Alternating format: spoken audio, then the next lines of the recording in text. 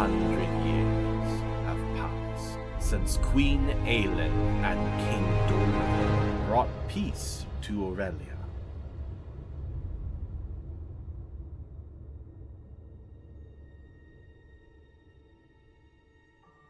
But the scars of battle still linger, haunting the land.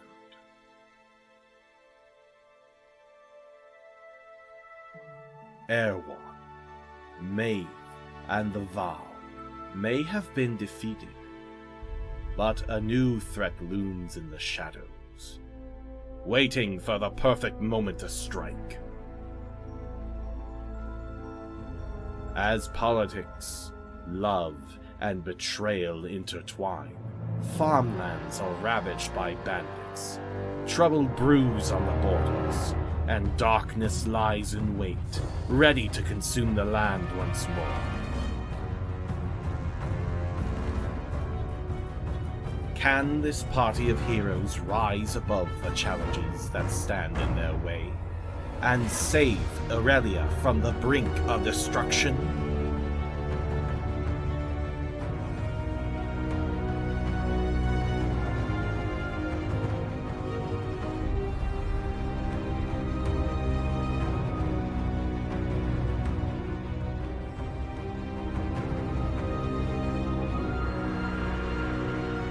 Or will the walls of this newly built kingdom come tumbling down?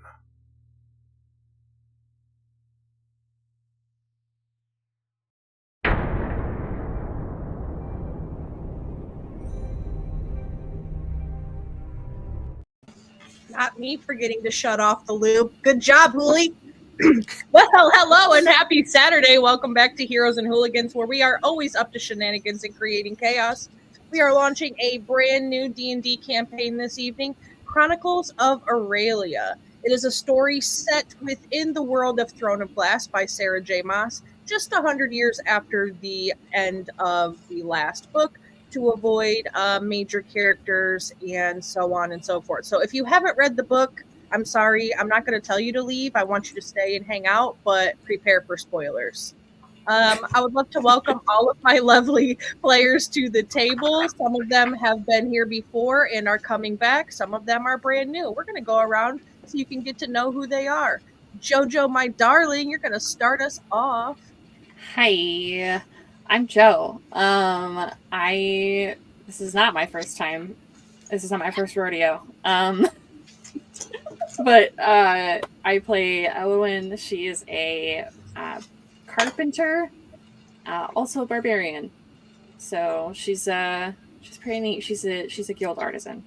She likes to do stuff. She's crafty, I guess. She likes to hit things. Yeah. It works. Hammer nails, hit somebody with a hammer, whatever. Yeah. Arm strength's the same. Hammer, including people. Yeah, it's the same. It's the same skill set. Just a different thing at the end of the hammer, right? No different. Well, I'm happy you're back, Jojo. Thanks for being here, and I'm happy to meet Elowen as well. Me too. Chris. Hi, friend. Hey. Yeah, thank you so much for having me. My name is Chris, and I will be playing the character of Gus. Gus is a very, very sweet old grandpa that just imagine exactly what everyone would love, and that's exactly what Gus is. And so you'll find out more about him over time and why he's here. But yeah, he's trying to make his former wife proud. Fantastic. Oh God. I'm happy to meet Gus. I'm excited. He reminds me in his Hero Forge of Herschel from Walking Dead. Yeah, I definitely was taking a lot of those type of characters and just trying to morph them all into one very sweet old man. So yeah, I love it. I love Herschel. He's one of my favorites. Hi, Sarah. Hi. So I'm Sarah. I am not a Heroes and Hooligans virgin, but I've been away for a while, so I'm ecstatic to be back. And I will be playing Portia Fitzdelphine. And I mean, how much do you want us to give right now? Not your typical backstory length, but just like a little bit of information about her would be good. Okay, so she is an air genasi, and she is a rogue, and right now she's in a very fancy dress, so we'll find out the rest later. Yeah. She is in a very fancy dress. I love it. Portia has a sister, if I'm not mistaken. Half Sister. Half sister. Half is very important. Mm-hmm. Hi, Vinny. Really look alike. Hi. The sister we speak of.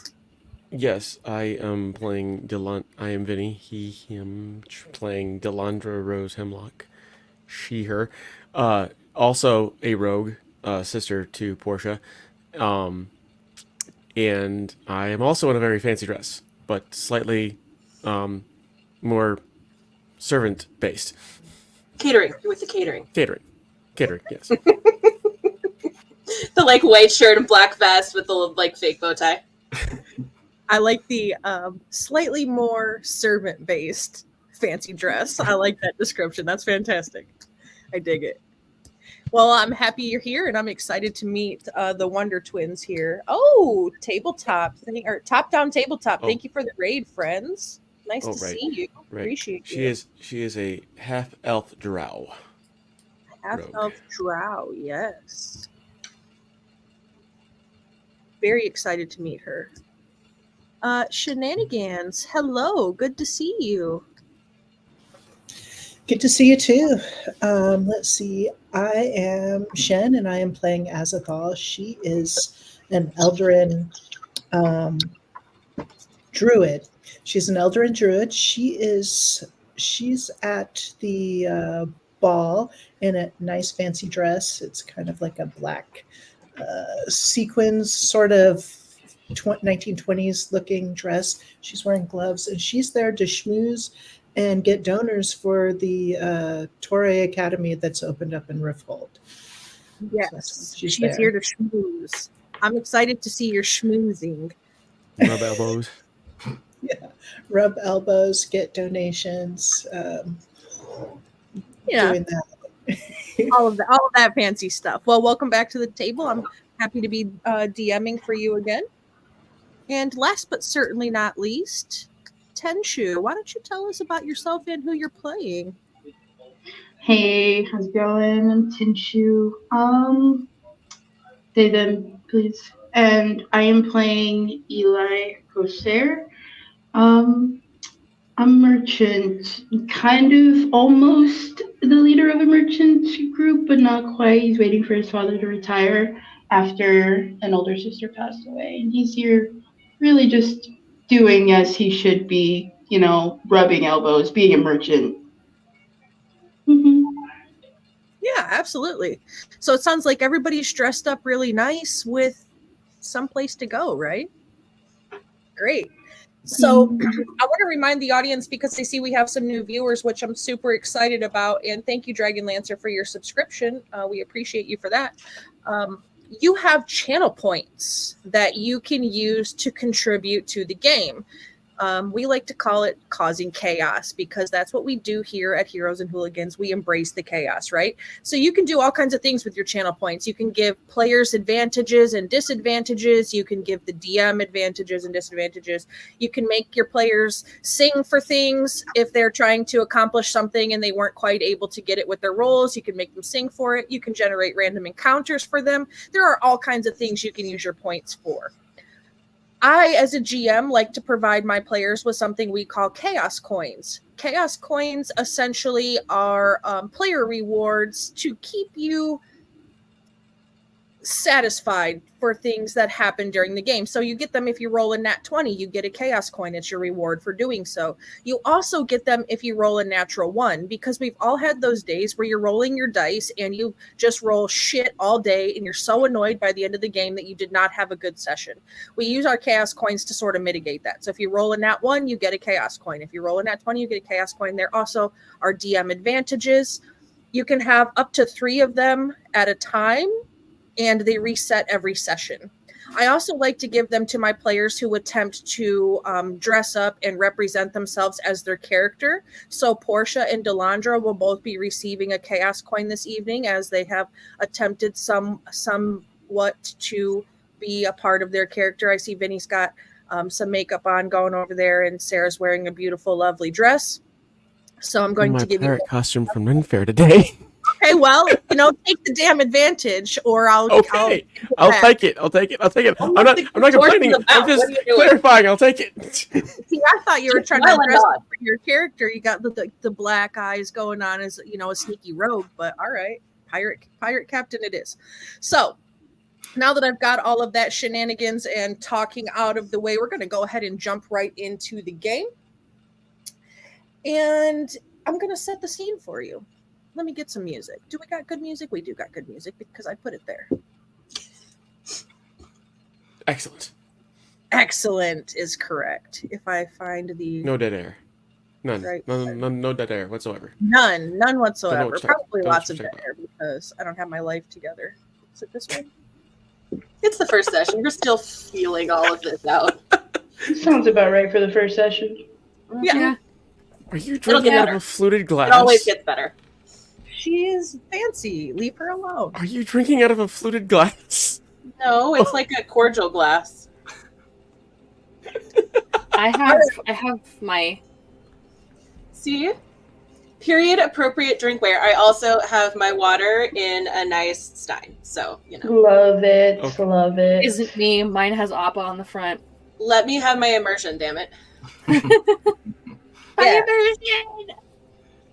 All right. Speaking of immersion, if everybody's ready, we're gonna jump into it. I'm gonna set a beautiful scene for you. Okay. We're starting in Rifthold, the capital city of Ardalan. It sits in the center of Aurelia. The castle has been undergoing construction over the last 100 years, trying to rebuild back what was lost and devastated during the war. The original castle was made of gold and glass and beautiful elven craftwork. Unfortunately, it was destroyed and all of that glass was melted by fire. So they've spent a lot of time trying to clear out the debris, rebuild back to somewhat of a standard that compares to how they used to have it, but they're not able to quite achieve the beautiful glass castle of before. This evening, in this castle, there is a ball going on, a charity ball for the Torre in Rifthold. The grand ballroom in the castle of Rifthold is a sight to behold, with its soaring ceilings adorned with intricate frescoes depicting scenes of royal splendor and mythical tales. Crystal chandeliers hang from above, casting a soft, warm glow over the room and illuminating the polished marble floors below. The walls are draped in rich tapestries of gold and crimson, adding a touch of elegance and luxury to the already opulent space. Tall windows line one side of the hall, offering a breathtaking view of the castle gardens and the moonlit courtyard beyond. At the far end of the ballroom, a raised dais is set up for the musicians who play soft melodies that fill the air and set the tone of the evening's festivities. The sounds of laughter and conversation mingle with the music, creating a lively and joyful atmosphere. Round tables covered in fine silk cloths are scattered throughout the room, each adorned with delicate floral centerpieces and sparkling goblets.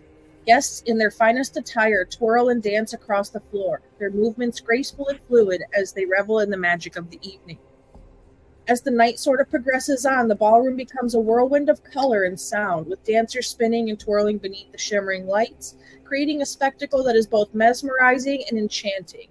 It's a scene straight out of a fairy tale, a vision of beauty and elegance that captures the essence of grandeur and the romance of the castle of Rifthold. As you sort of look around the room, you see different things happening. You see where the musicians are playing, some people gathered around watching, dancing. Opposite of the dais of the musicians, on the other end of the room, is the dais for the royals, where King Holland and his wife sit waiting to address the crowd once everybody gets settled. Who do you think is first to arrive to these festivities? drinks? I would say Delandra, because she needs to get in with the servants. All right, Delandra. So it's sometime before the ball starts. You're coming in as a kitchen server for the catering for this evening's meal. When you get to the castle, are you already dressed in your uniform, or are you wearing something different? I am already dressed in the uniform. Okay. So you're led through the castle grounds and in through the servants' entrance on the side rather than the front doors.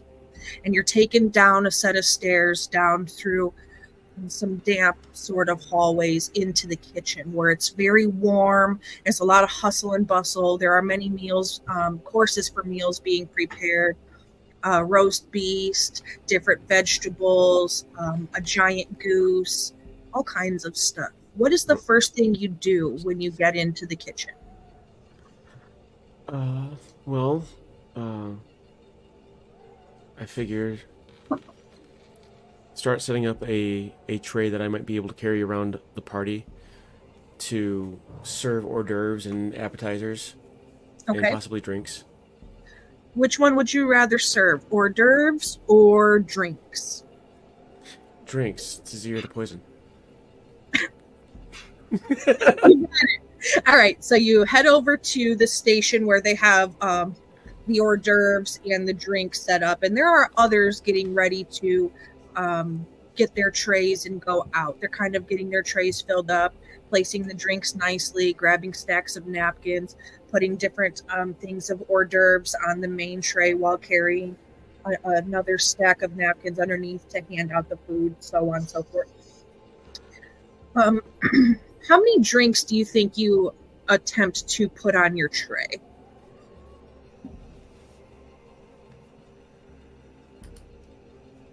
I'm going to say 8. 8? 8's an acceptable number. Fantastic. So you get your drinks. You get long stem glasses with the flutes and everything. Yep. They're serving, for cocktail hour, they're serving 2 different kinds of cordial. One, a sweeter cordial made of cherries to go along with one of the hors d'oeuvres that they're serving that's a little on the sweeter side. And they have another one that's more of a traditional kind of brandy-like cordial that's better paired with savory foods. Do you take one kind or both kinds on your tray? 4 of each. Absolutely. 4 of each. Gotta have variety. Fantastic. And do you sample any of the hors d'oeuvres or drinks while you're in there preparing your tray? I mean, yes. Okay. And as you're sort of pouring your drinks and getting them stacked on, and you reach over and you grab for one of the hors d'oeuvres, what do you go for, sweet or savory? Savory. So you pick up a little baguette sort of round of bread, and on top of it, it's got tomatoes, prosciutto, some balsamic glaze, and like a little bit of garden greens on top to make it look pretty. What do they call them? Microgreens. They're fancy, right? And it's just a little bite-sized hors d'oeuvre that you could easily take a bite of. As you do this, do you try to do it where the cook doesn't see, or do you just reach over, pop it in your mouth, and call it a day? I reach over, pop it in your mouth, and call it a day like I belong there. Because that's all right, fantastic. Good. So you do that, and you grab your tray, and you head out. And you exit the kitchen, and there are others heading out as you head out. And so you kind of are able to follow them up, and they go through a series of twists and turns to go from the bowels of the castle up into the main floor where the grand hall is set up for the ball. And you're able to enter the ball where you see the decorations and the finery and such as described before. Who do you think is next to arrive?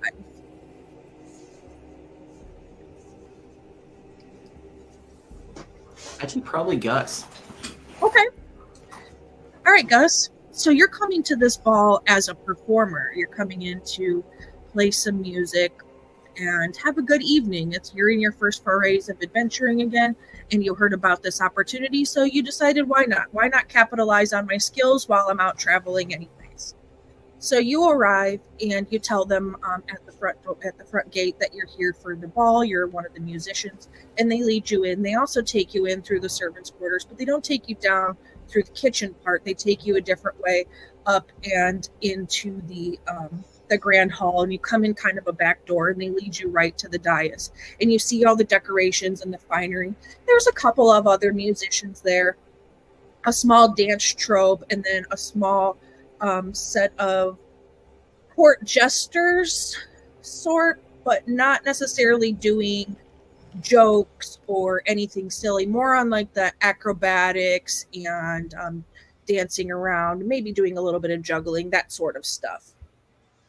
And there's a group of them there, and they're all separated by who their trope is, who they're working with, and so on. What do you do when you are led to this group?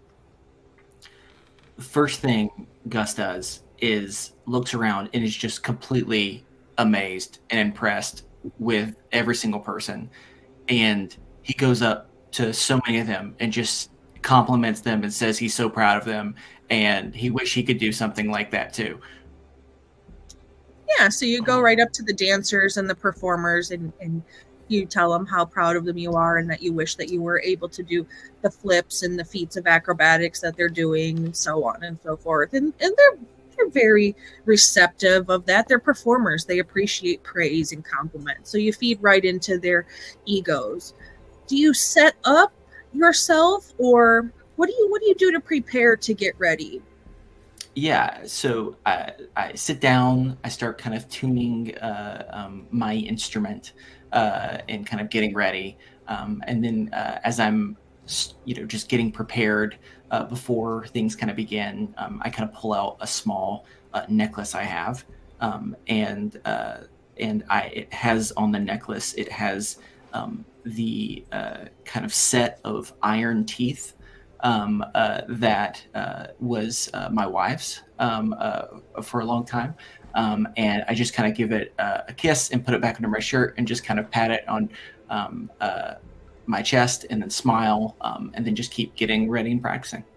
Sure. And how does this necklace sort of look? Is it like just a cord, or like a leather cord, or like a hempen cord that has a little vial hanging from it that's full of the teeth, or is it like chain link and each of the teeth are on a little ring like a bead? How is it? What does it look Sure. like? Yeah, it's definitely just it's just kind of like a leather kind of string, and then just wrapped around it is just the teeth that she had from her clan, and it's just kind of the whole row is right there together. Just kind of right there, right on the string. It's just under my shirt. So perfect. And what instrument will you be playing this evening? I'm going to be playing the lyre. Is that how you pronounce it? Yep, lyre. I'll be playing the lyre. I like a lot of stringed instruments. Wonderful. So you sit down, you find a seat there next to the dais, and there are several set up next to it. The same way you would kind of see chairs at a concert, like not a band concert, but like a orchestra or wind instrument sort of concert. They're kind of set up. There's some on the side there for the artists that are waiting for their turn. You find a seat, you sit down, and you pull out your necklace while you look around and you take in the ambiance, and you're just looking at all of the finery around you. These aren't things that you're used to. And you probably really wish that your wife was here to experience such a beautiful thing with you. So you pull your necklace out, you hold it in your hand, you give it a kiss, and then you tuck it back in, and then you get back to, you come back to reality. You have your moment of nostalgia, and you come back to reality, and you sit and you start to tune your lyre. Who do you think shows up next?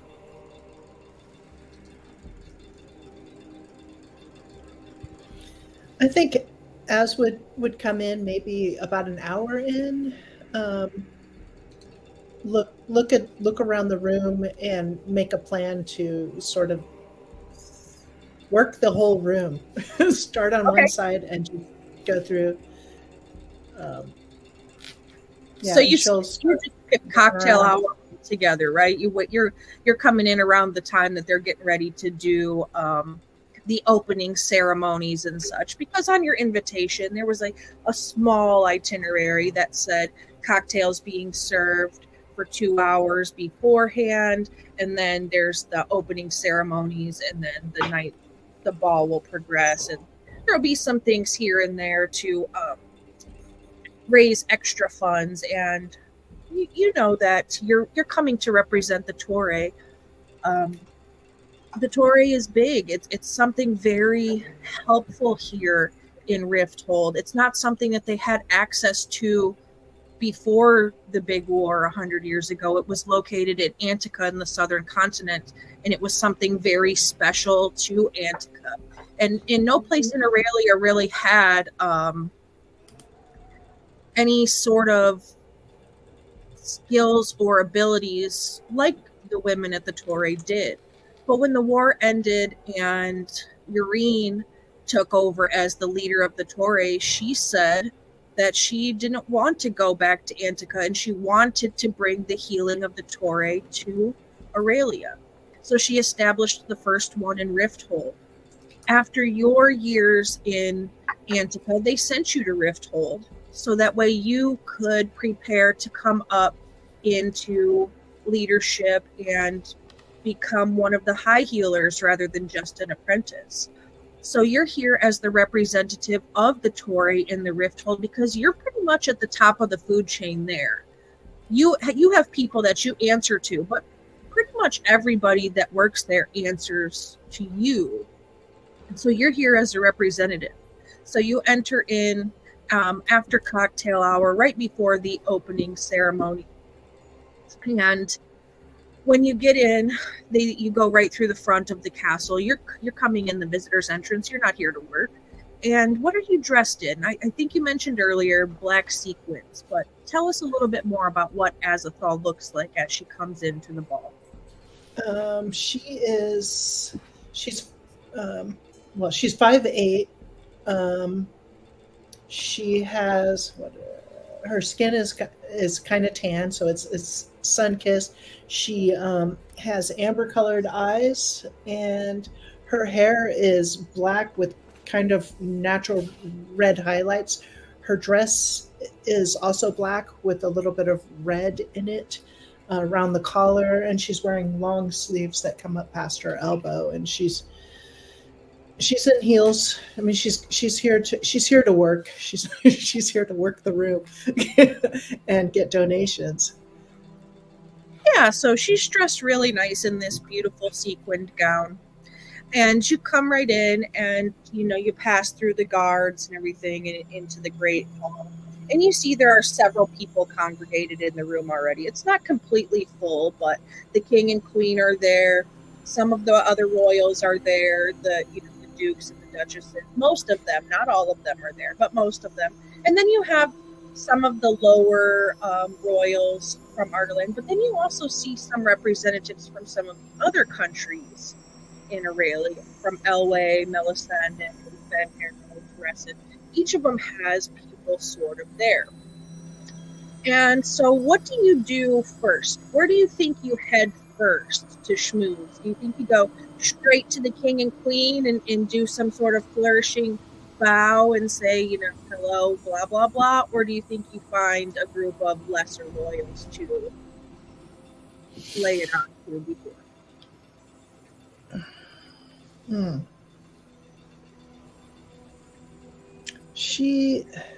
My engineering brain outside a game would just want to start on one side and just work all the way over, but would there be some sort of hierarchy? I mean, would she be expected to go to the royals first?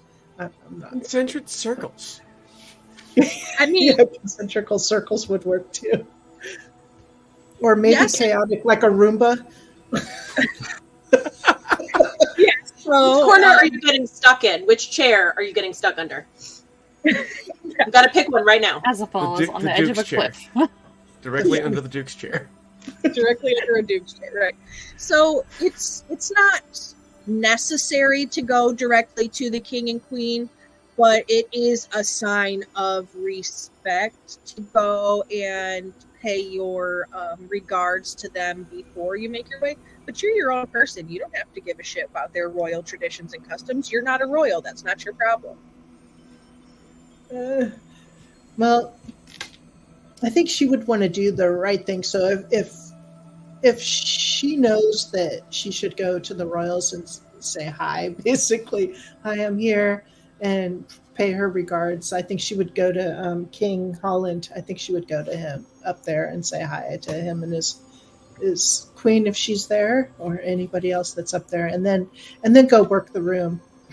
Okay, yeah. So you do that. You go up. Yeah, she's there to work, and she did have to kind of shore herself up for interfacing with all these people, because she would rather be out in nature rather than there schmoozing. But she knows she has to make sure that there's money to train students to have ingredients for potions and so forth. Sure. So you head up towards the dais, and there's a small line there of people coming up to pay their respects before they go on about your way. And there's probably 4 or 5 people in front of you. Some of them have somebody else with them, whether it's husband and wife or fiance and fiance, however they are, right? There's a couple of pairs of couples, and then there's some single individuals standing in line. And it seems to be very quick. People seem to go up, say a few words, do a bow first, because right, royalty and all that shit. Do a bow and then say a few words, and then head off through the room. It doesn't take too long, but it's about 10 or 15 minutes of your schmoozing time that you wait to get up there in the line. And you see, as you're waiting, there are people coming around with trays of drinks and trays of appetizers and things of the sort. Do you snag anything as it comes by you? No, not yet. Not yet? Okay. Not yet. So Not you're yet. waiting in line. You're waiting in line to meet with the royals, and you're probably a little palms sweaty, knees weak, arms feeling a little heavy because you're not really interested in all of this shenanigans, but you're there and you're ready. Mom spaghetti. Yeah, mom spaghetti, exactly right. I'm literally typing it. Oh my god. Yeah.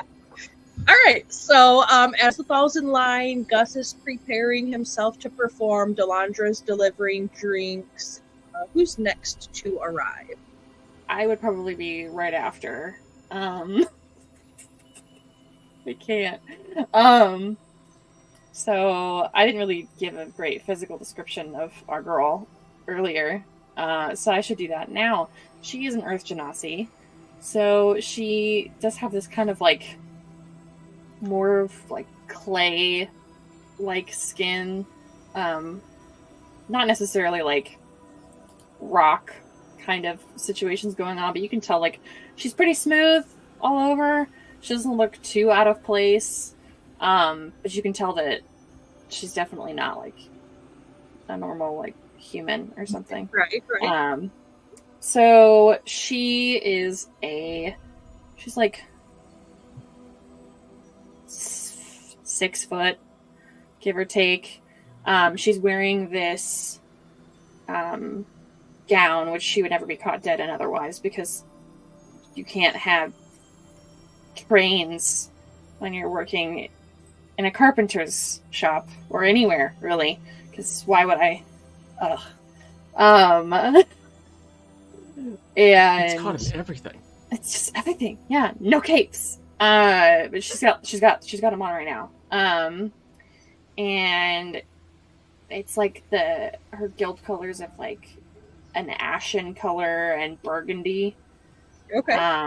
And there's like a train behind it, and she's wearing like little heels. She walks perfectly in them. It's fine. But she's there to represent her guild, so she'll have her like a little pin on her dress, and she has to be all social and everything, and she's not very charismatic, but she can try. But yeah, she's just there to schmooze as well. So she'll probably head right over to the Majesty's TM. All right, so Elowen comes in, and she's in a gown that she would never, ever wear to anything else aside from this, and has decided that if she ever gets married, she's wearing pants because it's more comfortable and less likely to get nailed to a table. So you come in, dressed in your finery, you're wearing your guild badge there on your outfit. Is it on your cloak? Or is it directly on your dress? So there's she also has a cape that's attached to these shoulders. She's got arm ribbons and stuff. I drew it. I don't know how to describe it very well. But she has the pin affixed to where all those fabrics come together. So it's more so like a brooch or a Yeah. Yeah, wonderful. So you come in, you're representing your guild. You're a guild artisan. You're one of the leaders of your guild. You represent the carpentry division, which is why you're here, because you're a guild member in Rifthold. And so you head in, you come through the main doors as well, and you're led into this beautiful ballroom. And then once you're led in, your little server that led you in kind of heads off.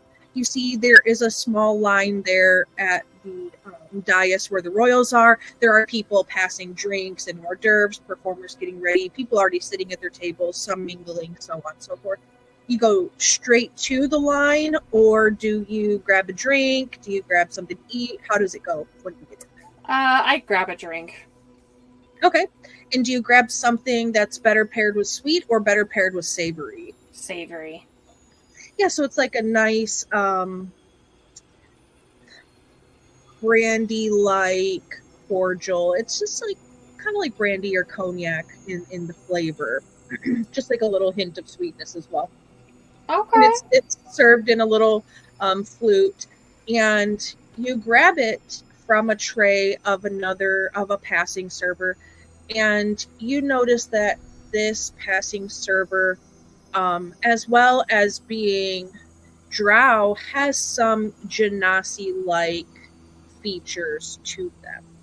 And you haven't seen a whole ton of genasi. You know they exist in the land, but you've not met any others as far as you're aware of. Many facial piercings. I mean, that's not unusual. I think she'll just clock it for now and kind of keep it to herself. But if she gets the chance to interact again, she's going to. Yeah, so she just makes a mental note that, hey, there's a server that's a genasi. I might conversate with them later. Yeah. Yeah, so you get in line, and you end up in line right behind Azathal, who you probably haven't met before, but you might recognize as a member of the Torre in the way that she's dressed as well. She's wearing a very nice dress, but her cape or cloak, her outer covering of her dress also shows the symbol of the Torre on it. It's an owl that represents the Torre. A beautiful silver, embroidered owl there on her cape. Do you engage in conversation, or do you quietly wait in line? Oh no, I'll talk to her. I'll just tap, tap, tap. I'm terrible at being excuse me. I'll tap on her shoulder and be hey, I've always wanted to meet you. Sorry, I'm Elwyn. You can call me whatever you want. I'm from, God bless America. The same place you are. Where is that name? I wrote it down. Call me whatever you want. Antica? Antica, yeah. Antica, yes. Antica. I was born there. I grew up there and came here, and I remember hearing about you when the move happened. And I always supported it. I thought it would be an honor to meet you. As would I'm trying to think of how to explain it. She would be engaged in the conversation. I mean, she would be happy to meet you. I mean, she's there to be social, so she would she would say something like, yeah, I spent a lot of time in Antica, not just at the Torre, but she spent a lot of time in town.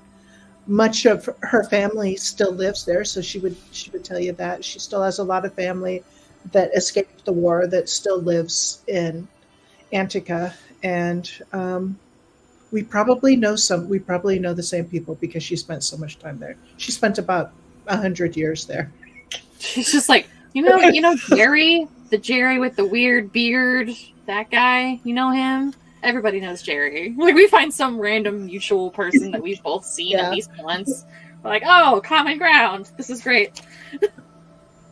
And, you talk about who Azathoth actually treated when he cut his thumb off when he was trying to saw some wood at the guild to make a new table.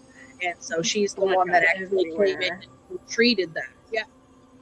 There was a new stain on the wood, very close to cherry or mahogany, but just like a little more rusty, and not really something that the guild wanted to employ in their future wood staining tactics. But hey, it worked out for what it was needed for, right?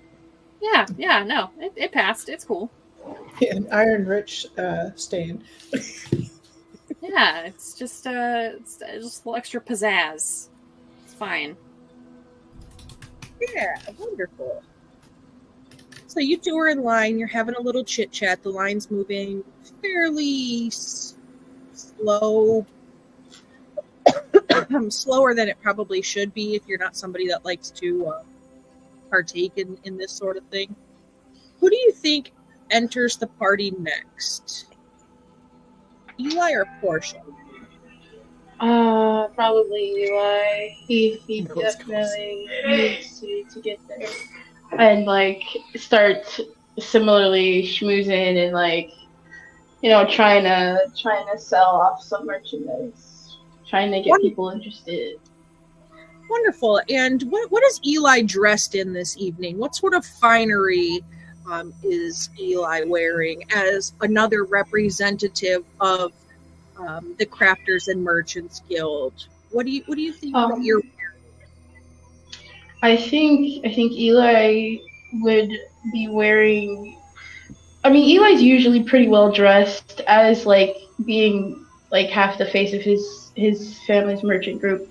So he's always kind of dressed nicely, but knowing that this is like a royals ball and stuff like that, he had it very much so drilled into them that they have to step it up. So that I think that they'd be wearing like they'd probably be still wearing regularly nice clothes, but just like a nice like vest over the top of it, or something that would probably catch people's eye, but not too eye-catching. Yeah, so maybe some silk that you have for your sale, and maybe some of that nice blue crushed velvet that you just got in last week that you had somebody make you a pair of pants on. Yeah, wonderful. So you're dressed really nice, and in the fabrics and things that you're wearing are all fabrics that can be purchased from you and your family as merchants, and it's a great way to advertise because you're around all of these fancy pants royals who probably have nothing but money to spend, right? And so you enter the ball as a guest through the front, and you are brought into the grand hall there, and there's people all around. There's a small line at the dais for people who are waiting to make introduction to the royals. There are servers bringing around hors d'oeuvres. A band has already started to play just something light, just some light cocktail music. We're towards the end of cocktail hour as it is. Do you grab something to drink? Do you find a seat? Do you wait in line? What does Eli do as they come in here? I think Eli probably grabs a drink on the way. Sweet. He definitely wants to drink something to help with the nerves, being right? there. Yeah. Do you think he goes the sweeter or the more savory of the drinks? Definitely sweeter. Definitely big sweet tooth. All right, so you pick up this glass, this beautiful crystal fluted glass, and it's about 3/4 of the way full of this bright red liquid. And when you sniff, you get a hint of red currant and cherry and just a little bit of tartness in there. And you take a sip, and it is the perfect dessert drink. Oh, immediately downs it. Immediately. Drinks the whole thing? Does he grab another Drinks one? the whole thing. Yeah, definitely grabs another one to just like sip this time and like really savor the taste. Yeah, so Eli grabs a drink, tastes it, and before the server heads off, and Eli really realizes that they like this drink, downs the whole thing, puts the glass down, grabs another one. Yep. Perfect. And does Eli get in line to meet the royals, or does he? Yeah. Okay, perfect. So you come up and you get in the line, and you're right behind. Well, somebody who's not here anymore, but you're right behind Elowin when you get in line. And you recognize Elowin's brooch as a guild brooch. The merchants and the crafters sort of work together because they need each other for sales and money and things like that. So you would recognize Elowin, maybe somebody you've met in passing or in group conversations, but never somebody you've done one-on-one business with. And then Azethal, you might recognize Azethal. That'll be, you could decide if you wanted to try to recognize her, or maybe she's somebody that you're not super familiar with because you are from Aurelia, the continent in itself, and not from the southern continent, more specifically the city of Antica. So Right. that'll be, I'll leave that up to you if you want to try to see if you know who they are or not. You could roll a history or insight or something, whatever you feel is appropriate if you wanted to try to recognize her. I do want to try to recognize her. Yeah, go for it. So whichever one you think is most appropriate for your character's recollection of knowledge, whether it's a personal insight, a history check, maybe a perception to study her appearance, however you want to go about it. I think I'm gonna try and do history. Okay, wonderful. I rolled a 7. A 7. So as you sort of look at the woman that's speaking with Elowin, her face draws a bit of familiarity to you, but maybe not in like familiarity of somebody you've spoken with or seen personally, but you've seen a poster here or a poster there, you know. Right. Nobody who you really know. Do you want to engage in conversation with them, or do you just mind your business and stay in line? I think at that moment they would probably just clock them and be like, okay, interesting, and just keep going. Wonderful. So you get in line and you let them engage in their conversation, and you wait. Right within the last 10, 15 minutes of the pre-planned cocktail hour, you see some people sort of get up that are sitting on either side of the door. And as they get up, walking through the door, you see a gentleman who you all probably do recognize. He's the grandson of the current king and the Duke of Maya. This is Damon Palavar. And on his arm is a beautiful woman. She's dressed in, what is she dressed in, Portia? I brought visual aids. she's dressed in beautiful artwork dress here.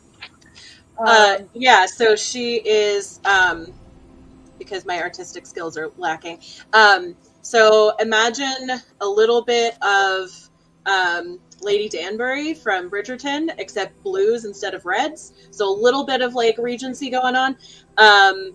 A little bit of like that amazing red dress in Ever After, and then some amazing bishop sleeves because I am obsessed with bishop sleeves. But it definitely kind of is in 2 layers, and that is important. So like there's bits on the sides that are a separate layer than like the underdress.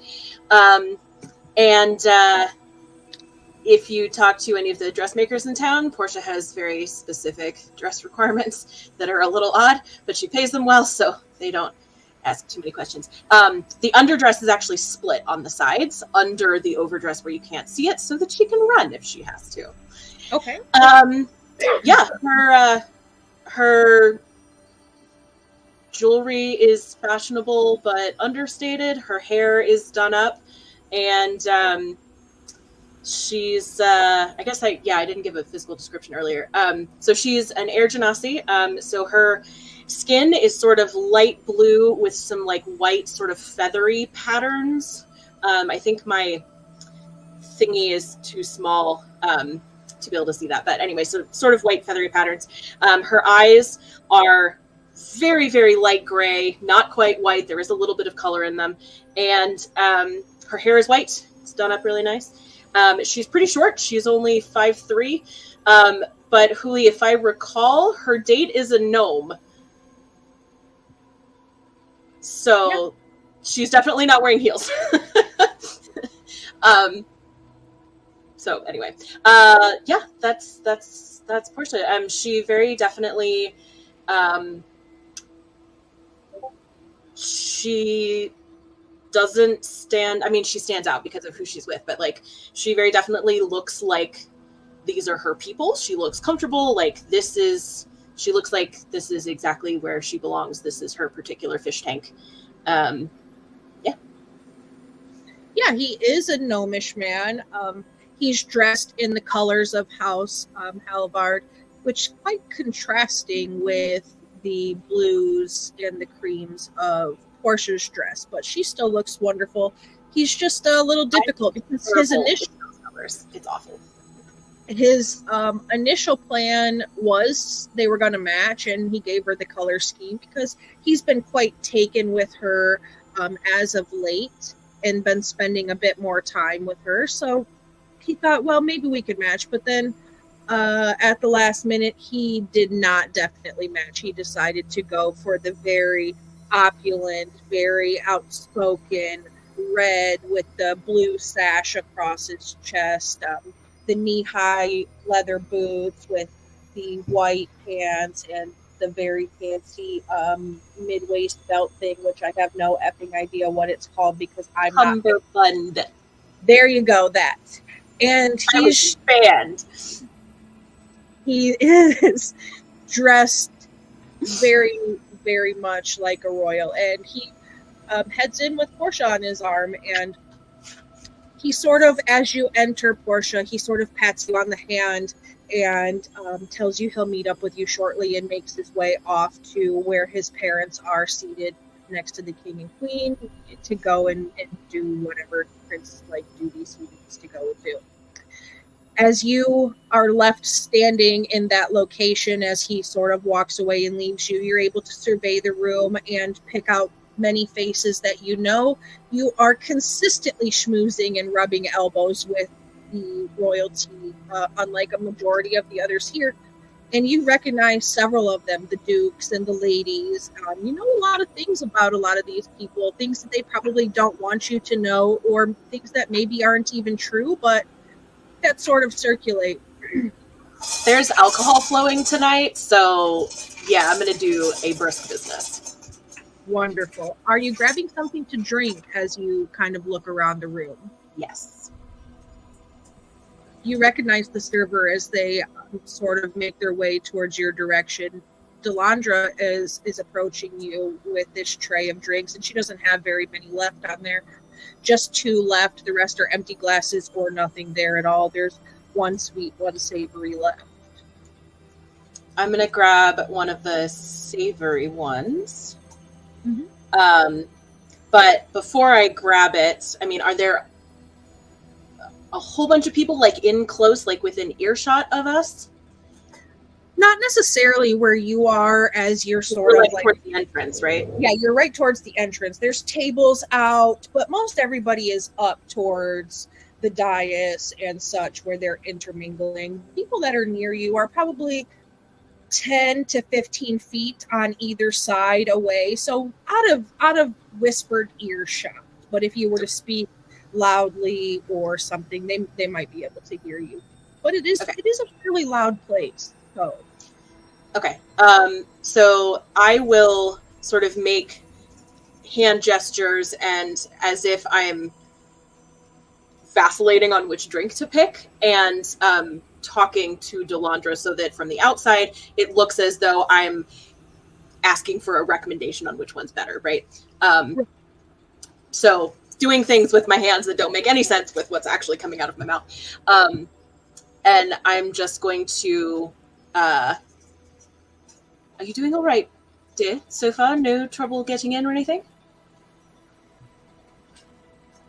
Yo, Delandra, talking to you. Great. Did you have any trouble getting in? Everything so far going smoothly? No problems thus far. Grabbed a few drinks. Waiting to get into place. All right.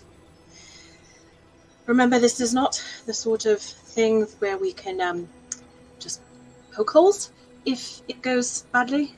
So, Yes. And a handkerchief can't clean up all the blood, I know. also, he's second in line to the throne, so I think people get to notice if he suddenly doesn't exist anymore. I mean, yes. I understand. Lovely. I'm going to be making my way around. If you have something delicious and or food or anything else, come find me. Also, you look lovely, dear. That's an excellent color on you. Like always is. And I show her the tray full of drink that I have. I will pick the savory one finally and stop with the random hand motions. yeah, wonderful. So you do this sort of thieves' cant with your hands to make conversation between the two of you. And after you decide on your drink, you pick it up, you give a nod, and you head your separate directions. Where does Portia make her way to? Straight to the group of royalty sitting around talking? There's a couple of ladies that you would recognize that you could go right up to. Or do you wait in line at the dais to meet the king? Portia is steeped, marinated in the social customs of this place. So I think she would know that you go and acknowledge the highest ranking person in the room first. So yeah, she will join the queue. Join the queue, yeah. So about the time you get into line, you come up right behind Eli in line, and Azathoth is now in front of the king and queen. The king and queen are Holland and Clepsandra. Holland is a human man, and Clepsandra is a gnomish woman from Melisande. So that is why Damon, the young prince, was a gnome, as well as Donovan, the heir apparent, the next in line, Donovan Halivard, and his wife, Chloe, she is also a gnome. So they're sitting up on the dais in their respective places as well. And Azathoth, you're there. You're in front of the king. What do you say? I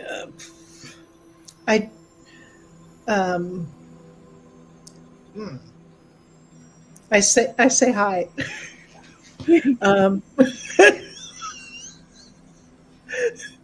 And thank him for hosting this party, and hopefully this fundraiser will be successful, and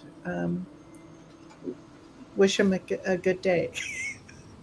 Wonderful. And so you say hello, you tell him thank you, and he smiles at you. He's very much yes-anding and nodding and such. He's been talking to a lot of people. There's hundreds of people here, and a majority of them have come to say hello.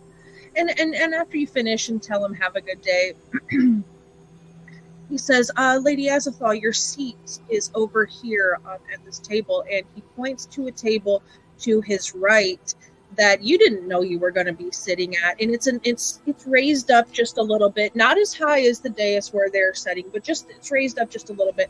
And there are a couple of others sitting there. It is the table for the guests of honor, and there is a place setting for the young Prince Damon there as well. And you see there's a little tinted name place card at your seats, set on your plates. The preset tables, of course, with the fine china and the fancy gold silverware and all of that. And there's one over there tinted with your name on it. Your full name, the whole long, terribly hard to pronounce one. All right, she will head over there. Wonderful. So you head right to your table. Elowen, you're next in line. You come up in front of the king. I bow deeply and come back up and just say, Your Majesties, thank you. And I hope you enjoy your evening. I just wanted to pay my respects. And she'll swiftly get up and start to walk away, if they acknowledge her, at least. Yeah, they how deeply I bow. Okay. They tell you thank you and to have a good evening and such, you know. Typical niceties of saying, you know, like hello, thank you, yada yada. So you're able to head off. There's a table not too far from where Azathoth is sitting, but it's not raised, it's flat on the floor. It's a long table, and there are several other faces there you recognize, other guild leaders and such. And then there are other tables all about that have the various other ball goers. Do you go to the guild where you see a majority of the guild members congregating, or do you find some other place to put yourself? I go see my friends, because I consider them friends at this point. Yeah, so you head right over, you find a seat, and you sit down. Eli, you are next in line to greet the king and queen.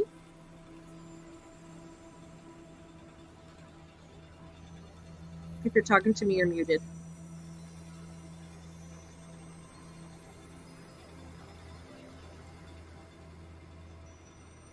All right, well, Eli greets the king and queen as well, and will have the same option as Elowen to join the other guild members or to go on about their business. Portia, you're one of the last in line. You come up before the king and queen. What do you say and do when you get up there? I will do the most well-executed curtsy you have ever seen. Exactly as low as is socially appropriate. And, come back up and just, sort of give a little nod. And, Your Majesties, a pleasure as always. And then they tell you thank you, and you go to walk away, and you notice that there's no place setting for you at the table where Damon will be. What table do you go to? Which one of the courtly royals do you search out to go sit with? Would I have known that was going to be the case beforehand, or is this a surprise? It's sort of one of those things that's right in the middle there. Like, as his date, you would think that you would be sat with him, but you're in court a lot. You know the contention that exists between Damon, his father, and grandfather, because he is a 26-year-old royal who is not married. And that's a problem for them because he is heir in line to the throne. He's meant to be married, making his own heirs, and he's not. He's specifically been dodging it, like dodging the draft. So and he's here with me. Yes. The very opposite of a prospective wife.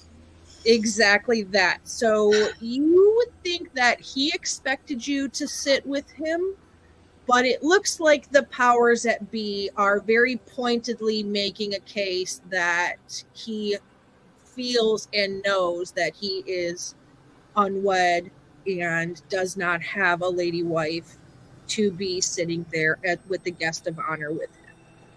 Okay, so this is about him, not me. Yeah, it's very cutthroat, Game of Thrones shenaniganry. Oh, yeah, for sure. Okay, well then, again, sort of like with the king and queen, I will sort of make my way around the room to the people that I know, specifically in order of descending rank. And then just sort of stay as long as I can maintain a sparkling conversation. Yeah, so you would go to Donovan and Chloe next, which is the next king and his wife, and then around the room to the other dukes and duchesses and such. Which ones do you think you finalized to sit on with, knowing that it's almost time for the shindig to start?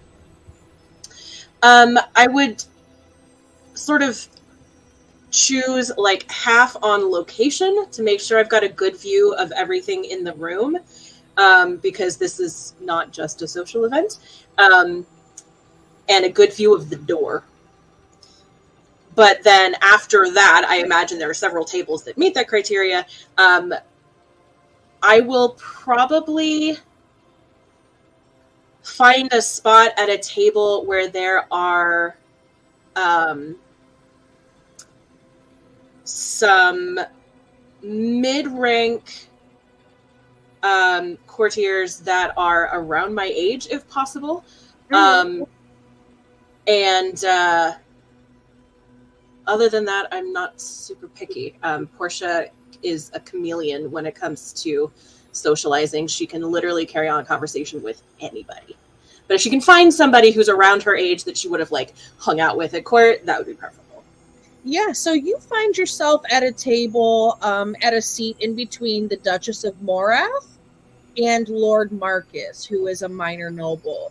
And the reason that you settled yourself next to Lord Marcus is some of the rumors that have been looking that up on my phone. Yeah, some of the rumors that have been circulating, as you sort of are in business mind, like you're in work mode. You're thinking about your agenda and what has brought you here and what you're doing. Lord Marcus is sort of the perfect mark for you to sit and flounce it up with. I only had time to skim your list of rumors because I was making myself pretty. But I see that now, and yes, absolutely, yes. Yeah, Lord Marcus for sure. Lord Marcus and then the Duchess of Morath sit. Are they married or not? They're not. They're separate people. Of Morath is young.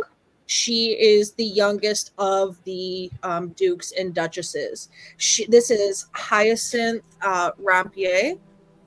She is the distant cousin to Caltaine Rampier, who was a big part of the shenanigans that happened with the previous king during the wars involved with the Vogue and such. She was a courtier. She was brought to court at a young age, and the Duke Parrington was completely infatuated and enamored with her. So she was at one point the most well-respected lady at court before everything happened. This is her cousin, her very young cousin, Hyacinth, who is only the Duchess because of an accident where her family had all passed, but she was in boarding school. She's only around 14, 15, like Sansa Stark's age. Okay. And so you find yourself between her and Lord Marcus. And if they were sitting together, I definitely would have tried to like insinuate myself between them because she is very young and there are rumors that he's skeezy. So yeah, absolutely. So there's a chair between them, an open chair there. And it's kind of sat off to the side Lord Marcus has his foot up, kind of dangling across it. Very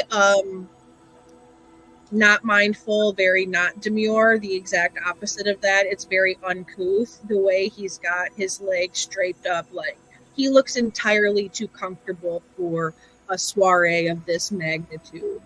And when I pull my chair out to sit, I will like raise my eyebrow at his foot. Like, I'm not gonna say anything, but I'm gonna make a face about it. Yeah, you're gonna give him like a pointed glare, right? Like, excuse me, who the fuck are you? Get your foot off my chair, sort of thing. Not like this is my house, get your foot off my coffee table, but like, read the room, dude. Right. This is not the sort of place where you put your foot on the table. Right. Okay. So yeah, you pull it out, and he's not super old, but he's also not super young. He is older than Damon is. He's right around 30, 32-ish, so just a little bit older. And as you sort of pull the chair out, he puts his leg down, and he's, "Oh, Lady Portia, how wonderful to see you. Please have a seat." You know, and it's very exaggerated and sort of sarcastic, kind of undercutting behind the politeness that it should be. Have we taken leave of our manners tonight? I'm sorry, what did you say? Have we taken leave of our manners tonight, my lord? Well, not necessarily. I just want to get this show on the road. I have other things I'd rather be attending to than charity homes. Sort of like an attitude of this is beneath him. He doesn't care about it, but you know, he's here to save face. I don't really know what to say to that. So maybe you don't say anything. Maybe you just take your seat. And yeah, I'll sort of turn to Lady Mora. What is it, Mora? Yeah. On my other side, and sort of start like fussing about her dress and like how pretty her jewelry is, and yeah, she's a 14-year-old girl. She needs this shit. Yeah, she's very bright-eyed. Her hair is beautiful, and it's in curls, and she wears a very puffy sort of ball gown with the cute little sleeves. Not like the 80s shoulder pad puffy sleeves, but like the cute Cinderella dress kind of puffy sleeve sort of thing. And she engages in conversation with you. If you're talking to her about her dress and how pretty she looks, she's eating that up. She's a young duchess in a court full of sharks, you know. So I'm not saying I'm not one, but I'm gonna be nice to a 14-year-old girl. Right, of course. Yeah, so you sit down, and everybody's sort of seated and arranged to where they're meant to be. And the king stands. And at some point before this, like during either of these two conversations, before like shit starts happening, I will make sure to make eye contact with both Delandra and with Damon, so that they both know where I am, since I am not physically with either of them. Yeah, and Damon, when he gets to his seat, he's got a scowl on his face. He's got the look of somebody who was just scolded in a room full of people when he's trying to maintain appearances, and he's annoyed. You can tell he's very, very clearly annoyed. And Delandra, I'll just kind of give him a little toast with the look of, I know and I'm sorry. Delandra, you would have went off to take the tray down when the drinks were empty and such, and you would be still in the kitchen about this time, preparing to bring out the trays of food and such for the dinner to commence. But when you come up, you'll be able to find Portia. I'm sure you two are looking for each other to keep kind of on location with each other and such. And as everybody gets settled and you get to the very end of the cocktail hour, and almost exactly on time, the king stands up, he takes a glass, and he does the whole ting, ting, ting thing to get people's attention. The room kind of quiets, and he goes into his opening ceremony speech. My esteemed lords and ladies, honored guests, and beloved citizens of Rifthold, it is with great pleasure and gratitude that I welcome you all to this grand charity ball. a night of celebration and unity in support of a noble cause. As we gather here tonight in the splendor of our castle, we come together not only to revel in the joy of the evening, but also to lend our hearts and hands to those in need. Tonight we gather to raise funds for the Torre Sesme, a place of healing and hope for the people of Rifthold. The Torre has long been a sanctuary for those seeking solace and comfort in times of illness and suffering. It is a beacon of light in the darkness, a place where the healing powers of magic and medicine come together to offer aid and relief to those in need. But the Torre cannot fulfill its mission alone. It relies on the generosity and compassion of our community to continue its vital work, to provide care and support for those who are most vulnerable and in need of healing. Tonight, as we dance and feast in this grand ballroom, let us remember the importance of coming together as one, of standing in solidarity with our fellow citizens, and lending our support to those who need it most. I am humbled and honored to see the generosity and kindness of our people on display tonight as we come together to raise these funds. Your contributions, no matter how big or small, will make a difference in the lives of those who rely on the healing touch of the Torre Sesme. Together, we can make a positive impact. We can bring hope and healing to those who need it most. So let us raise our glasses, let's raise our voices, and let us raise our hearts in support of the Torre Sesme. May this night be a testament to the strength and compassion of our community, and may the light of our generosity shine bright in the darkness, bringing hope and healing to all who seek it. Thank you, and may this evening be a night to remember, filled with joy, love, and the spirit of giving. Long live Rifthold. And then everybody does their drink, and he sits down, and the ball sort of commences. Music picks up. Gus, you're second in line to perform. They're doing like the opening. There's a small band doing the opening performances, and the dancers and the performers sort of make their way down the center of the hall where the two tables are separate. There's two sets of tables separated, and then the aisle where people will dance and so on is there in the middle. And they roll around and so on. I'm just reading the back chat now. Hee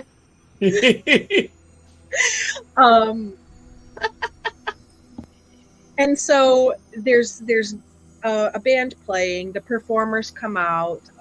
Servers come up from the basement and start, well, from the downstairs. I'm not the basement, the kitchen. Is what I'm trying to say. And they start bringing up food, and they bring up first course, like salads and such first. And there are goblets in front of you and pitchers of wine and such already on the table. There's red and white wine on the table. There's no offering of any meats or hard liquors or anything at this time. It's just red and white wine.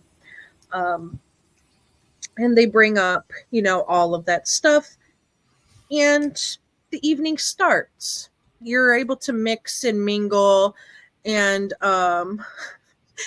Coors Light would be great, wouldn't it? They bring it up and the food is served on the tables and such. And you're able to mix and mingle and spend some time at your tables doing whatever fancy folks do at fancy balls and fancy dinners. Before the performers finish, the band finishes, and Gus, now you are up, and people are going to be starting to dance. What kind of song do you think it is that Gus decides to play when he gets up there on the stage by himself? I think it's definitely something pretty folksy. He's kind of he's pretty kind of like country for the most part, and so just probably some type of like little fun song that I think it's possible that other people kind of know as well. It's just something that makes everybody kind of feel good, some type of like a little story like that. And not a folks to give. Exactly, 100%. Yeah, so like a very folk art style song, kind of happy, like a little where you could do a little jig, kind of like playing the banjo on the porch sort of thing, but a little more classy. I think a little more classy than that because of your location. Go ahead and roll me a performance for this. And since it's if this is your weapon, or not your weapon, but your instrument of proficiency, make sure you add your bonus to it. Okay, yep. Pretty good. It's a 24. 24, fantastic. I think even Gus is impressed with You himself right probably now. get some, Because he's not that good usually. yeah,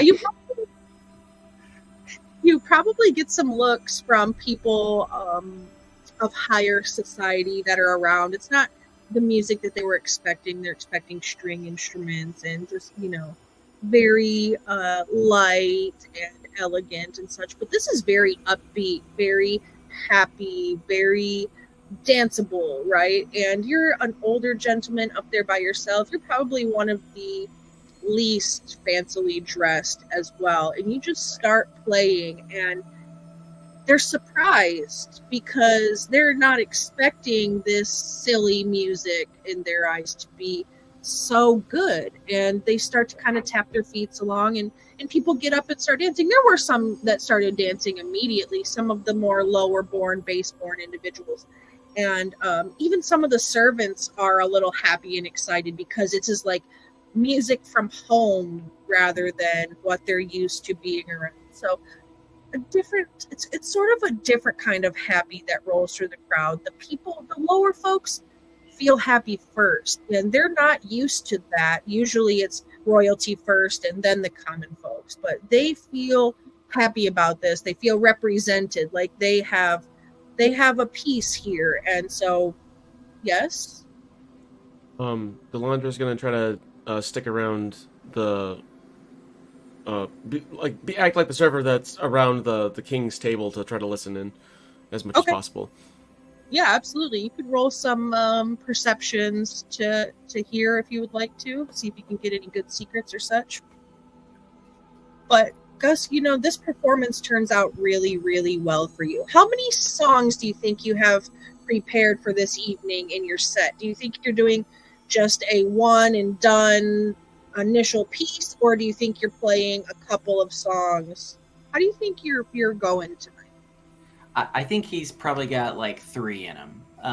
Because he definitely, he's kind of older guy, so he can kind of wear himself out. And I think seeing everyone getting so excited has like kind of even brought like a little tear to his eye. And so he's like putting in a little extra effort. And so he kind of almost tuckers himself out a little bit.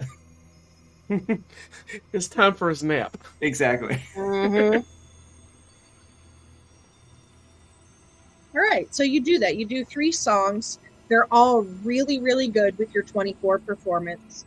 And it lasts some time, and it gives people a time to dance, a chance to dance. And then when you're done, it's the string quartet that's going to now play more dinner music because they're now serving full courses. Delandra, you're hearing different bits and pieces and snippets of conversation as you sort of serve. What are you really focusing on? Like, who is your main priority to kind of listen to, or what information is the most pertinent to you? Do you think it's small gossips, any bit of information you can get, or you're really trying to pinpoint out things that are more like business dealings or shady interactions, so on and so forth? Anything to do with the person I was charged here to look into, that Duke. The Duke of Maya, the Prince Damon. So he's off slightly to the side there. Okay. He's over by Azathoth. And as you're sort of listening around, I think the one thing that stands out to you the most is you hear a couple of whispers. That Lord Marcus seems to be making a lot of deals behind closed doors lately. I wonder what he's up to. I think that stands out to you the most. Okay. And when Delandra gets a chance, she'll try to subtly thieves' cant that to Portia. Sure. Go ahead and give me. Actually, why don't both of you do this, since it's a skill that you should both be proficient in? give me a stealth for the evening's communications, since things are more settled in and people are more focused in on the things close around them. 22. What'd you say? 22. Okay, 22 is wonderful. And I have a 19. 19. Fantastic. So both of you are able to sort of stealthily communicate throughout the night. Portia, I know you're probably listening in to try to see what kind of things you can hear, what sort of gossips and such. At some point, I need at least one dance with Mr. Feet on the coffee table. Okay. Once he's had a couple of drinks, I think, and has, like, pulled the stick out of his ass a little bit. Yeah, I think when you got there, he was starting to tie one on already. So he was in that sort of bastard phase when you first are annoyed and getting a little drunk. He wasn't quite loosey-goosey yet. But about the time that dinner is finished, he's drank about 2 pitchers of wine to himself. So he's feeling it. He's ready. He's a stout man. So he holds his ready. Good I'm God. ready to have my feet stepped on for the cause. They're not huge pitchers. They're not huge. They're just like small, meant to fill a wine glass about a quarter of the way full. And he's filling them full to the top. So he's taking 3 or 4 servings per glass there, filling in instead. So it's not a huge pitcher, but he's consumed quite a bit. They're only about halfway full as they sit on the table at their fullest capacity. Yeah, so once he has relaxed a little bit and his inhibitions are down a little bit, that is my sweet spot. And I will... is he still kind of moody, or is the wine kind of relaxing him a little bit? Oh, he's like, it's flowing through him very well. Like, he's chilled out. He's being more boisterous and out there and doing the laughy frat boy sort of thing. Okay. Another question. Is Damon the type who is going to be mad if he sees me dancing with somebody else? I don't know. Why don't you roll some dice to find that out? Insight. Insight. Okay. Do a roll about it, yeah. Do a roll about it. Boo, not that great. 12. Yeah. 12. You said 12? He said 12. Yeah, so a 12 really doesn't tell you a 100% yes or no, but you could use your own courtly knowledges and abilities to kind of figure out that, as pissy as he appears to be, you probably don't want to do much to really push him this evening, because you've seen him have a temper before. So your thought is, maybe I'll dance with Damon and then I'll go on about my business. And when I'm dancing with him, I'll feel it out. Okay. Say, oh, so-and-so asked me to dance, but I wanted to check with you first to make sure that you're okay with it, sort of thing, Okay. In whatever sort of honey-laced words that you would use. Yeah, I'm definitely not going to be that direct about it. Okay. Then I will make my way over to his table. And see if I can cheer him up a little bit. In passing, you hear some chatter from a couple of the ladies. Lady Serafina is with Lady Jane and Lady Genevieve, and they're doing that hush-hush little whispery thing. And as you go past, you hear one of them say that, they say, have you heard the rumors about the Duchess of Morath's influence over the king? They say she's the one pulling the strings behind the throne. This is the same 14-year-old girl from my table earlier, yeah? Yes, this is the 14-year-old girl rumored to be a powerful sorceress who controls the minds of the king and his advisors, manipulating them to do her bidding. Great. Okay. We're not giving that one a ton of credence right now. But okay, so that's nothing new. Okay, yeah, continue on to the friends, special people table. Yeah, absolutely. Azathoth, you've been sitting up at the table as a guest of honor, and you're sitting with the royals. A majority of these folks are royals, but they're the younger royals. You're sitting with the son of the next king. You're sitting next to Damon Halivard. He's a young gnomish man. He is rumored to be kind of a shithead, but he's a young prince, so, princeling things. You're also sitting with some of the other grandchildren of kings and queens and such, all related. You've got Rhiannon Blackbeak at the table with you. You've got Callum of Briarcliff at the table with you. You've got another Blackbeak, Ainsley, at the table with you. Just those couple of folks. They're doing what, they're not like super, super young. They're all above the age of 18, but they're the young generation, the next generation of leaders, right? And they're all sort of up there. So you're a little out of place. These aren't people you normally hang out with, but you could be up there making small talk, or do you immediately hit the dance floor as soon as the Flossie tunes start to hit? She does like to dance. But she would make small talk. I mean, before the music started, she would make small talk, but she would gear it towards asking them about how is their healthcare in their community, in their neck of the woods. I don't know if they live in Riphold or if they have ties back home, but she's just kind of probing just to find out how they feel things are with their healthcare in their neck of the woods.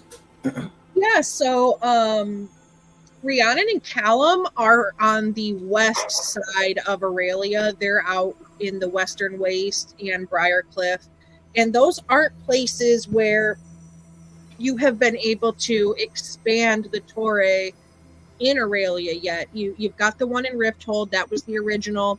There's a brand new one that was just built in Teresin. That's the next one. But in the last 100 years, it's taken a lot of time to build the first one, let alone get the second one. About 50 years apiece. So you haven't quite gotten that far.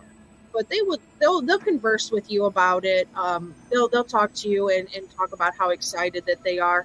And they'll probably lean on you a little bit to try to get you to put them sort of next in the ways of building the next Torre. And this is all the way on the Western Waste. The Briarcliff is in the Western Waste. It's just the human kingdom and settlement that's there. They work hand in hand with the witches who have reclaimed the Western Waste as well. One of them is a witch. Rhiannon Blackbeak is a witch of those witches there. So they have some magic, but not the healing skills that the Torre can provide. So they're going to lean on you a little bit and try to get you to put a rush on them being able to be next in line to get the Torre built over there. All right, yeah, that's good.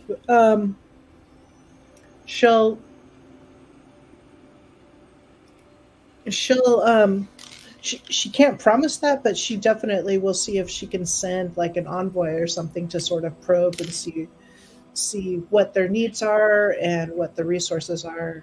Maybe make connections with the Druid community or some other healing community over there.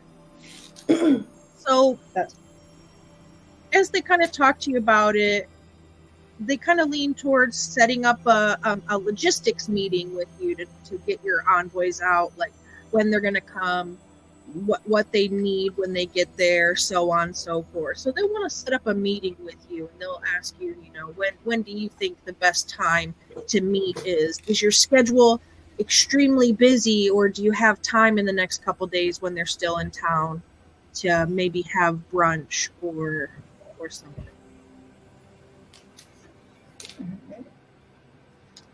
Does she have time? What would I roll to know if I've got time? Maybe insight to know what your schedule's looking like, Inside. Okay. or you could do a history if you're better at that to kind of try to recall in the moment your calendar. All right, 21. Would she know her calendar with 21? I mean, yeah, you probably would. That's over a 20. You're only at level 1, so that's a really decent skill roll for you. All right. Yeah. Probably- I mean, she's yeah. She all right. She'll schedule them in and see what she can do. I mean, it's a big commitment to build something out there. Maybe something smaller, but I don't know what resources. Maybe send a small contingent of healers to go and open a small healing house or work out of one of their current healing houses until you could erect a tower there. But yeah, it's a fairly decent conversation. They're very polite to you. They don't have that sort of stuck up, snobby attitude that you're used to from the Royals in Rifthold. You can definitely tell that they're raised under a different pretense than the kids here. Because you've dealt with them, you've helped heal the Royals. You all of them, all of the generations that are around. You're an elf. You've been around the last 100+ years. You've seen them come and go, and so on. So you're kind of used to the stuck up. But these kids seem very humble in the way that they communicate with you, and they're very respectful to you. And yeah, and then the conversation. Do you dance at all this evening, or do you think you stay put at your table? Or She'd want to dance. Yeah. Yeah. So you have your conversation, then you get up to go dance. Elwyn, what are you doing? You have dinner. You're not really in the quote unquote important group of people for the evening, but you're around all of your friends that you're used to working with. You're on a nice break with them. You know, you're not actually all working. You're in a casual, comfortable setting. Well, kind of casual, more casual than being in the office, of course, but it's still a ball or whatever. Do you think that you sit at the table and just chop it up with your friends, or do you think you get up and partake in the dancing and the revelry and so on? I think after a couple of glasses of cordial, she'll definitely go out there. Because she's just feeling like, yeah, this is good. This is a nice little break. I can go, like, hang out with other people. And she also thinks it's going to look good, at least, to everyone else that she's participating socially. Yeah, not be a fly on the wall or whatever. Yeah. And she'll probably end up trying to get one of her friends to come with her, who've definitely all teased her about wearing a dress, because she doesn't wear dresses. But she's very pretty. She secretly likes it, but she won't tell anyone. Dancing in it is slightly difficult, but she tries. Yeah, so you go out to the dance floor, and Azathal's out there. Portia's out dancing with Damon and Gus. You are here as a performer. You've done your performance. You're able to eat, and maybe you could squeeze in a little dancing. What do you think you do? Do you think you just stay off to the side, or do you think you just get right in there and dance with them too, whether you were technically invited or not? A dancer. As soon as everyone else is getting excited, he's just having a good old time too. He's kind of got like only one or two moves, so it's kind of like the little shuffle the whole time. But he's enjoying it so much. Wonderful. So he just gets I up love and how goes. Joe and I have the exact same old man dance. There is only one. There can only be one. All right. Delandra, you serve dinner.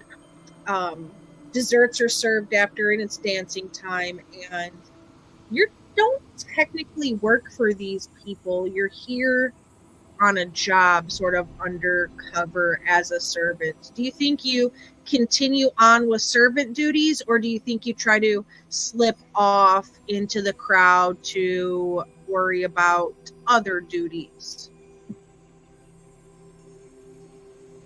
I like your idea better. I'm gonna go ahead and slip off and like set a tray down somewhere and then go do the other duties. Yes.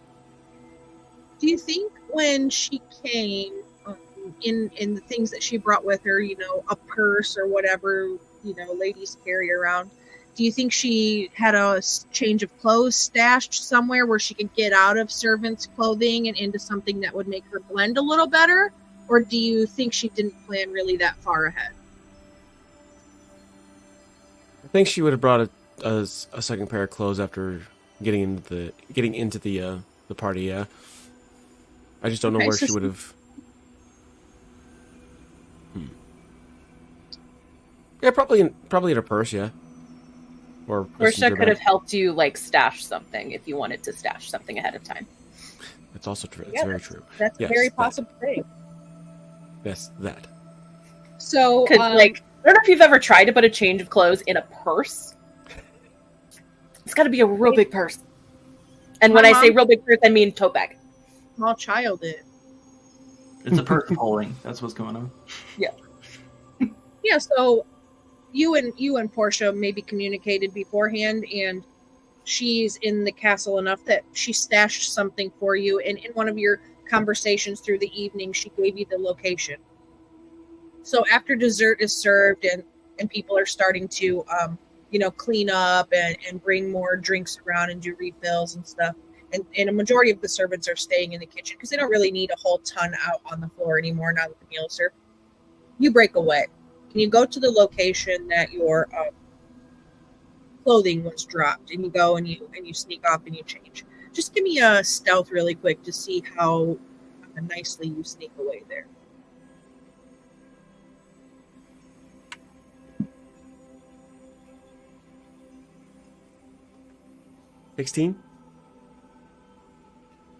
Yeah, 16 will do it. So when all the hustle and bustle is going on, on the ins and outs, there's people coming in and out of the kitchen.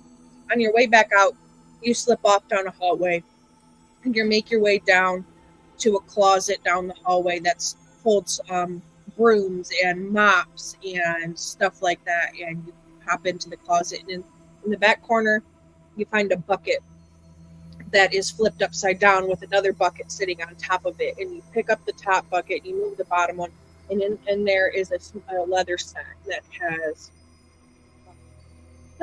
has your clothing in it. And it's sort of finery, not like heiress finery, but like the low royals would wear, like the low of the high class would wear. Something more simple so you can blend in easier. It's like, a nice dress with a nice kind of cloak that kind of goes over it. And you're able to put it on. And do you put your clothes in the bag? What do you do with your old clothes once you put on the nicer one? I put the old clothes back into the secret hidey hole. And place it exactly the buckets exactly as I found them. Wonderful. So you leave a trail of evidence, and then you head out to the main floor.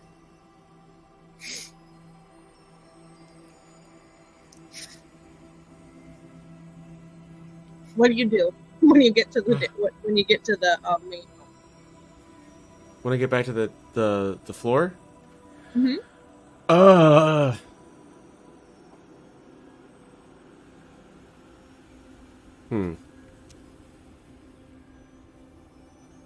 I just try to listen in on conversations about that, about the Duke, or anything really. Because if the Duke if there's a rumor of the Duke doing some kind of backdoor deals, then there must be somebody else helping with that, with those deals. Yeah. So give me another perception. Let's see what you pick up while you're home. 18. All right. So you're out and about. You dance a little when they have like the old style line dances, not like the hoedown style line dances, but where the dudes and the chicks are on the opposite sides and then they go across and so on. So you do a couple of little things and you sort of listen around and you make your way through the crowd. And the thing you keep hearing the most, and it's not that you're hearing it a lot, but it's the thing that stands out to you the most, and you've heard it used frequently enough that it picks up. And by frequently enough, I mean maybe 2 or 3 times you've heard it, but it's just something so peculiar that you've never heard this word before. It's not something that you're used to hearing or knowing about, and you're wondering exactly what that means. And you keep hearing the word Spartans. Okay. As I pass by Portia, thieves attempt to subtly thieves cant that. Something about Spartans and backdoor deals. And thinking about it, I might sneak out again to find the Duke's room. See if I can find anything there. Does that term ring any bells on my end? You've heard it before, but it's usually by the gentlemen who are a part of Damon's Gentlemen's Club. He likes to host all kinds of parties in Maya, where is his sort of seat of power. And it's something that you've heard tossed around at those parties by the men that most closely associate with him. So this is definitely on topic for the evening. Yes.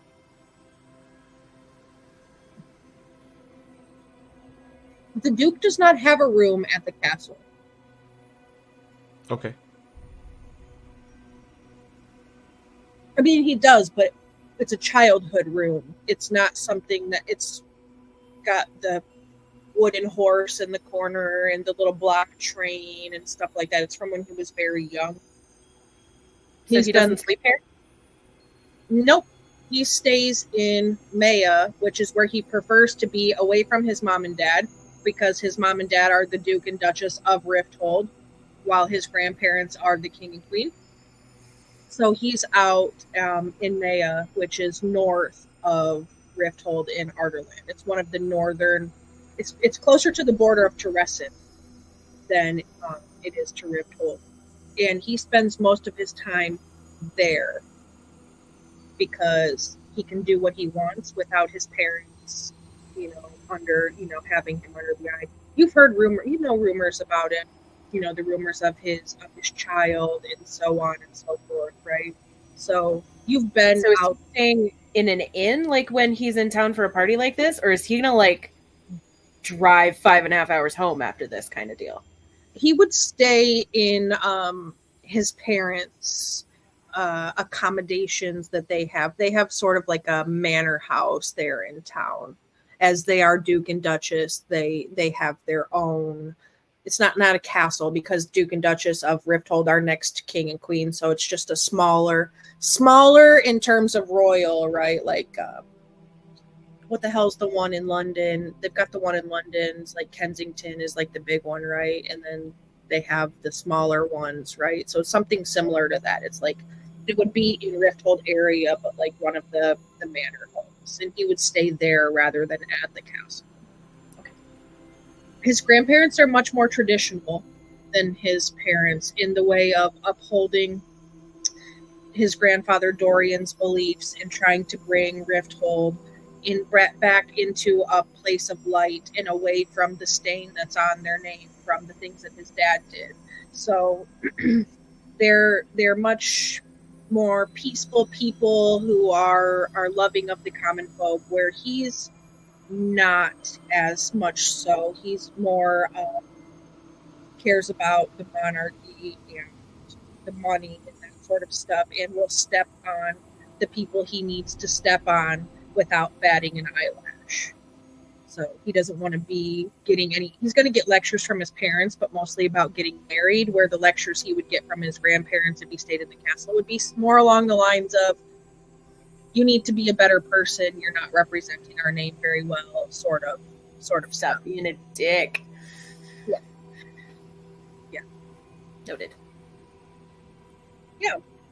So those are the kind of things that you hear as the night goes on, and everybody's able to have a good time and cut up, and there's a table that comes in and gets set up, and it's like a silent auction where you go and you drop your bid papers into the little bowl, and the money that you pay for your raffle tickets and so on. You know, like the fancy versions of all of that. That's what they do. You know, to raise. That's how they raise money. Aside from what has been donated, they present a little award to Azathal. It's a little kind of looks like a trophy, but not necessarily a trophy. Like maybe a statuette, you would call it. And it's a gilded owl statue, and it's pretty much a thank you, you know, from the community for building the Torre and all of that. And as the representative, she receives that award, and they present her with a scroll, a giant scroll that's written out in big letters to say, like, this is how much money was donated, sort of thing. Pretty much the medieval version of the big plastic check. So she gets one of those that's got like a gold seal on it, and that has like the upfront donated amounts. There will be more, but this is just like the showpiece to show how much they're giving, and it's quite a big amount of gold that is being given to the Torre to help with supplies and more building and so on and so forth. And all of the formalities sort of come to an end, and you're able to dance and just enjoy the night and so on. You've picked up as much information as you think you're going to get really in this social setting.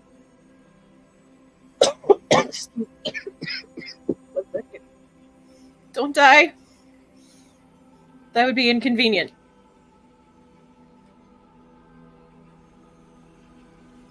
You know when you breathe and you get like spittle that goes into your windpipe when you're breathing, and that makes you choke? That's what I'm doing right now.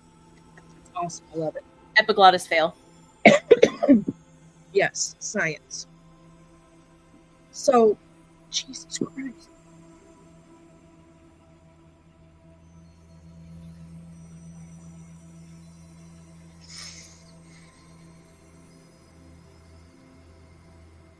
It was serious about the not dying part. This is awful. I don't understand.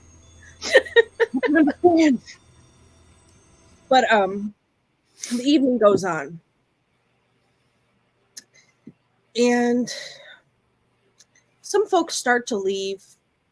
The party's still happening, and it'll happen for quite some time, but some of the older folks start to leave. The current king and queen retire. He's suffering a little bit of gout, so he's got to get his feet elevated and such. So, you know, old people problems. Gus understands that for sure. Yeah.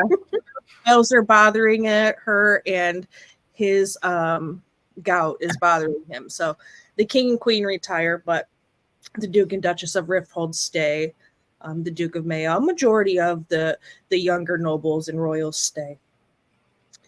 And not too long after the king leaves, and the music changes, and they clean up, and they move a majority of the big tables, and they bring in some smaller ones, and all of this kind of happens while you're in the social center of the room. You know, there's some people still sit at the tables, but a majority of everybody is intermingling. They've been drinking long enough that everybody's sort of loosened up some, and, you know, trying to enjoy the night the best that they can now that all of the formalities are over, and the older crowd is starting to leave. It's past their bedtime. You know, they miss the news and all that to be here, so they're ready to go home and get some sleep. Jeopardy. Yeah. And as you're like enjoying away the evening, there's a moment where all of the lights go out, and it's there are candle chandeliers and candle lights and candelabras around, and some of the lights are even the magical crystals that keep lights going, and the lights go out and things become chaotic in this moment because people are scared and they're kind of, what's going on, what's going on, what's going on. And then you hear a blood-curdling scream. And when the lights come back on, it's not the candles that come back on, but the lights that are the magical crystal lights. And there's not very many of them. So it's like the low light setting in the theater, right? Where it was really bright and then they turn on the low lights and it's just barely illuminating around the edges. There's no spotlight. You find a body in the center of the dance floor, contorted, twisted in an odd shape, the life drained from them, the skin hard and leathery, the face open in a scream. And when you look down and see this body, I think maybe only one of you recognizes them. It is not the young girl, if that's what you're asking. I was thinking about killing her, but I couldn't because it's not nice. She was so sweet. For a minute, I'm worried that it's me because you invited me to the. No. I'm finding out right now. It's Gus. Good night. Thanks for playing. It is I'm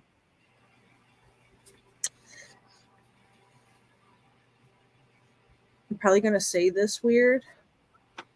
Ainwyn Whitethorn, the daughter of Queen Aelin and King Consort Rowan of Teresin, who is the reigning queen of Doranel. It is her. Can you put that in our chat so I know how it's spelled, please? Yeah, it's Ainwyn, Aenyn. Probably saying that wrong. It's like Anglo-Saxony pronunciations, and I'm terrible at those.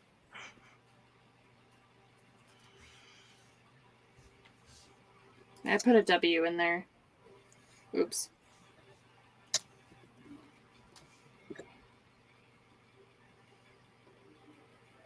Nope, that is not what I have. Okay. And she is the reigning queen of Doranel, which is the Fae kingdom across the sea. And this is not good. This is not a good thing. This is somebody with connections to Teresin. She's also somebody who was integral in the building of the Torre in Teresin, because that is where she is from initially. Her parents were parents that fought in the war. Like I said, Queen Aelin and King Consort Rowan, like they were a part of the war. They're Fae. They have a longer lifespan than the humans. But this is not a good look. Dead body at the end of a ball, and that's where we're going to end it. Can I ask a quick question? You can. Was Damon with me the whole time? He was not. Okay. And not when the lights went out either. Yeah, that's what I meant. While the lights were out. Oh, girl. None of us saw anything. Unless you have Devil Sight. No, you did not. And I don't think any of you have Devil Sight at level 1. But those of us with dark vision couldn't see anything, even though we should have been able to. Yep, magical darkness. Gus was just glad. He thought he might have cataracts for a second, so Everyone's he was just relieved when the lights came back on. He's like, is this it? Is this where my vision goes completely? Oh God. No. Yeah, so on that note, that's where we're going to end it for this evening. Cliffhanger. We will be back on in 2 weeks because this is a bi-weekly game at 8 o'clock Central. I am going to run our outro video and run a raid over, and we will see everybody in 2 weeks. Thanks for coming. We do have a lot of stuff going on the channel, so keep your eyes out. We have our normal Monday game, 7:30 Central on Monday evenings. That is Delirium. It is a Grim Hollow campaign.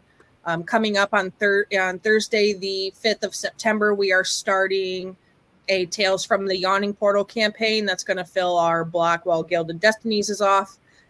Friday nights, we have Concentricity Echoes of Eden. That is our Star Wars 5e campaign. That is a bi-weekly game, but we do play this week. And then Saturday this week, we have the game that's on the opposite weekends of this one, Sumerkula Stories. Will be going into session 2. They're coming out of the Astro Sea there, so that's going to be awesome. So keep your eyes out. Come around, hang around. Thanks for being here. We appreciate all of you. Enjoy the rest of your evening and stuff. Push buttons, really.